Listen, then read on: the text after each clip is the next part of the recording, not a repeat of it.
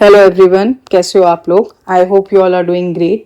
पढ़ाई अच्छी चल रही है आपकी और आप साथ ही साथ चीज़ों को रिवाइज करते हुए चल रहे हो, क्योंकि जब एग्जाम आता है और चीज़ें ऐसा लगता है कि ये टॉपिक तो मैंने करा था पर याद नहीं आ रहा, वो होता है लैक ऑफ रिवीजन।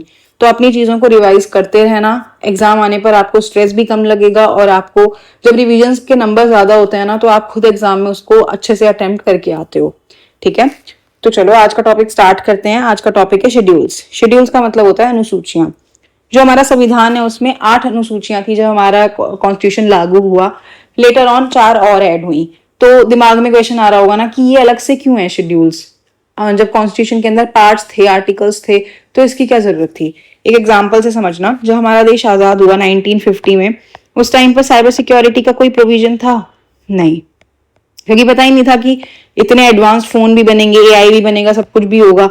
उसको लेटर ऑन शेड्यूल के अंदर 7 शेड्यूल में लिस्ट में ऐड करा गया, क्योंकि हमें पता था आगे चलकर जरूरत फील होगी और उसे इन्फॉर्मेशन को कहीं ना कहीं तो ऐड करना पड़ेगा ना।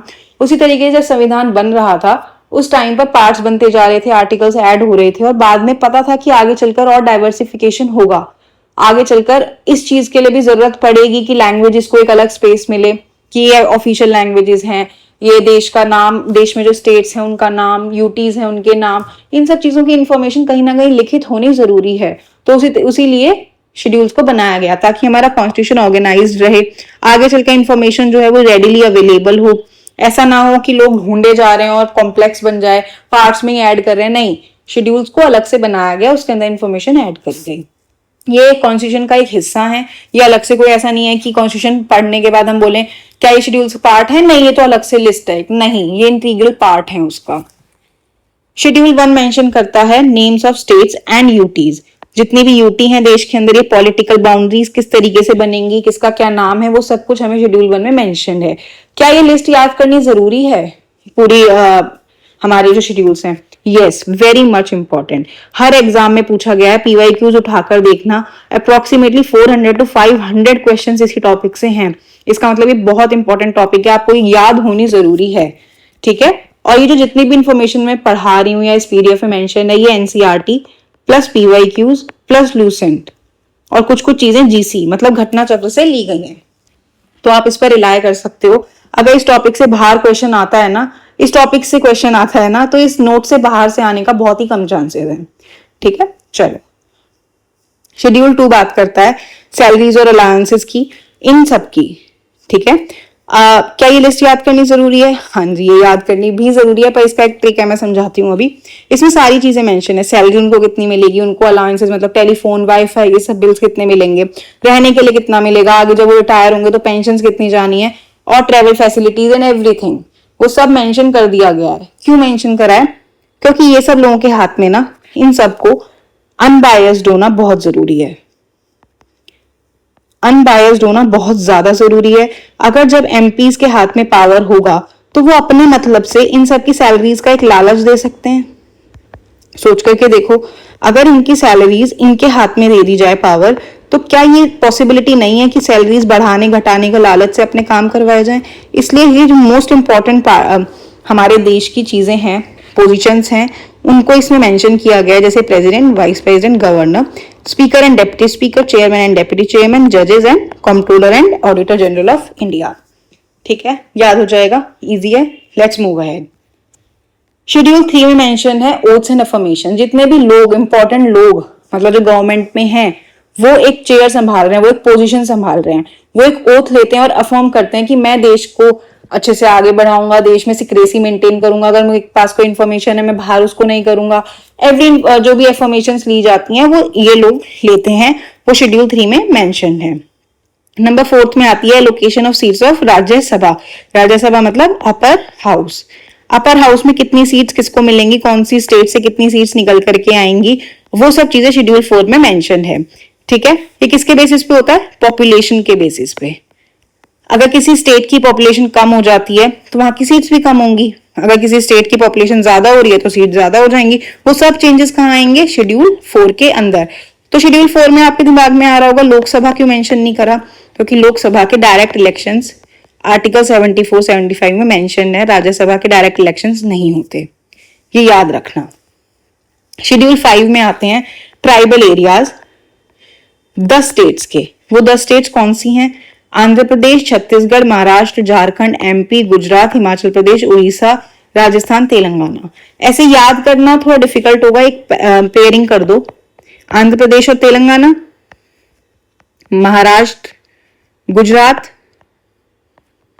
राजस्थान, हिमाचल प्रदेश, उड़ीसा, एमपी, छत्तीसगढ़, झारखंड। सिंपल। इनको पेयरिंग करके 4 बार भी लिखोगे ना, ये याद हो जाएंगे आपको। यहाँ पर ये मेंशन क्यों करी गई है? क्योंकि ट्राइबल एरियाज को कुछ ना कुछ ऑटोनॉमी दी जाती है कि आप अपनी चीजें खुद हैंडल कर लो। इन स्टेट्स के पास पावर है कि वो अपनी पावर को टीएसी मतलब ट्राइबल एडवाइजरी काउंसिल बनाकर मैनेज करते हैं। गवर्नर उनको हेल्प करते हैं, गवर्नर की एडवाइस पे ही बनाई जाती है रिस्पेक्टिव स्टेट्स में। इन 10 स्टेट्स में टीएसी बनता है। ठीक है।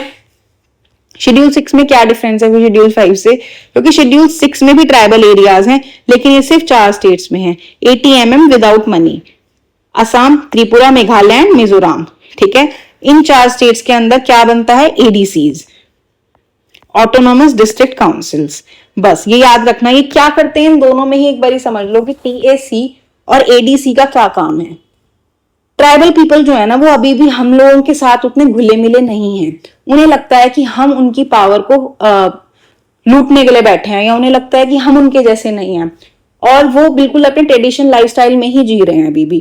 तो उनको लगता है कि ऐसा ना हो आगे चलकर पूरी उनकी जो पावर है वो खत्म हो जाए, उनके लोगों को हानि पहुंचे। इसलिए वो चाहते हैं कुछ पावर उनके हाथ में रहे, अपने डिसीजंस वो खुद लें।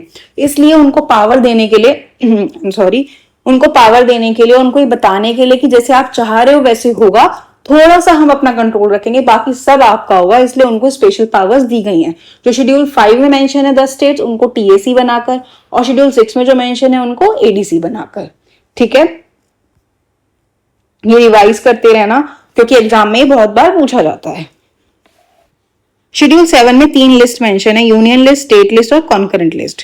यूनियन लिस्ट वो है जिसपे सेंट्रल गवर्नमेंट अपने रूल्स बनाती है। उन लिस्ट में आते हैं जैसे डिफेंस। अब ऐसा तो है नहीं हर स्टेट के पास अलग आर्मी है, अलग नेवी है, नहीं, सबकी अपनी अपनी नहीं है, एक ही है हमारे पास, Indian army, Indian navy and Indian air force. तो वो यूनियन का हुआ, तो इसलिए ऐसी लिस्ट जो यूनियन काम करती है, सेंट्रल अपने रूल्स बनाती है, उसे कहा जाता है यूनियन लिस्ट। सेकेंड लिस्ट आती है स्टेट लिस्ट। हर स्टेट के पास अपने रूल्स हैं किसी किसी चीज को लेकर। जैसे एग्रीकल्चर, आपको याद होगा किसान वाले जो हुए थे, क्या था वो, मुझे नाम याद नहीं आ रहा है, क्या कहते हैं उसको, जो किसानों ने किया था धरना। वो धरने किए गए थे क्योंकि सेंट्रल ने जो सरकार है ना, उसने बना दिए थे कुछ रूल्स। तो वो कह रहे थे हर स्टेट का अपना मन होगा ना, जैसे हम बनाए वैसे कर लेंगे, इसलिए उनको रद्द भी करना पड़ा कि वो स्टेट का एक मैटर था, यूनियन उस पर लिस्ट बना रही थी, और जो कि किसी को पसंद नहीं आ रहा था, इसलिए वो स्टेट लिस्ट का मैटर था। वैसे आती है कॉन्करेंट लिस्ट, उस पर दोनों ही रूल्स बना सकते हैं। वो ऐसे कुछ मैटर है जैसे एजुकेशन। अब एजुकेशन जो है वो कॉन्करेंट लिस्ट में आती है। तो सरकार ने नियम बनाया, सेंट्रल गवर्नमेंट ने, कि नेशनल एजुकेशन पॉलिसी आएगी, तो हर स्टेट के पास अपने अपने अलाउंस थी कि तुम जैसे जैसे चाहते हो उसे वैसे वैसे लागू कर सकते हो। ठीक है। इस तरीके से ये याद रखना। एक और लिस्ट होती है रेजिडरी लिस्ट। अभी साइबर सिक्योरिटी की हम बात कर रहे थे ना, वो साइबर सिक्योरिटी जैसे नए नए इश्यूज आते हैं वो रेजिडरी लिस्ट में डाल दिए जाते हैं। उसके बाद में ये इन तीनों ही लिस्ट में नहीं आते, इसे पार्लियामेंट अपने रूल्स बनाती है। ठीक है। शेड्यूल 8 के अंदर हमारी 22 लैंग्वेजेस हैं। इन 22 लैंग्वेजेस को याद करना जरूरी है? नहीं, पर इसमें इंग्लिश नहीं है। आई एम सो सॉरी, यहाँ पर गलती से मेंशन हो गई है, इंग्लिश नहीं आती है इसमें, अलग लैंग्वेजेस हैं। आप इन 22 लैंग्वेजेस को याद करो, ये जरूरी नहीं है, पर ये याद करना जरूरी है कि 22 लैंग्वेजेस हैं। और रिसेंटली जो ऐड हुई है लास्ट अमेंडमेंट से, वो है BDSM, बोडो, डोंगरी, सेंथली एंड मैथिली। ये 4 लैंग्वेजेस ऐड हुई थी।